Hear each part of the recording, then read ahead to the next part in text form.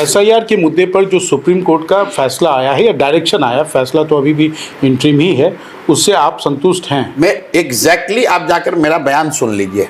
आपको भी जब मैंने बात कही थी कि एसआईआर करने का अधिकार इलेक्शन कमीशन को है, लेकिन एसआईआर ट्रांसपेरेंट होना चाहिए, सबकी भागीदारी होनी चाहिए, और जिनका नाम जोड़ा या काटा जा रहा है उनको अपील का, उनको अपनी बात रखने का पूरा अधिकार होना चाहिए। सुप्रीम कोर्ट ने यही डायरेक्शन दिया है।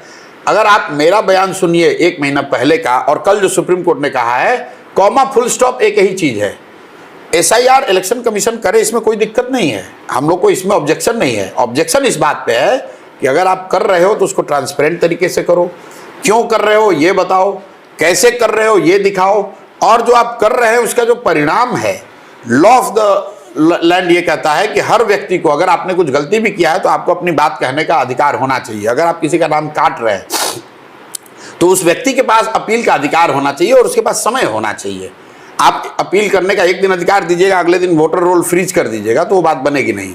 तो मुझे खुशी है कि सुप्रीम कोर्ट ने डायरेक्टिव जारी किया है, और मेरा अपना मानना है कि चुनाव आते आते हर वो व्यक्ति जो एलिजिबल वोटर है 99.9% वो वोट देगा ही देगा। देखिए, वोट देने का जो अधिकार है ये मौलिक अधिकारों में भी सबसे प्रमुख अधिकार है।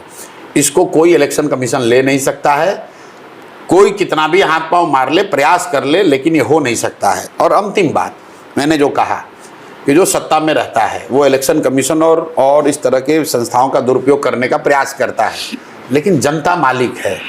एक बार जनता ने ठान लिया कि आपको हटाना है तो आप चाहे वोट ऐड कराओ, डिलीट कराओ, आपको हराएगा ही हराएगा।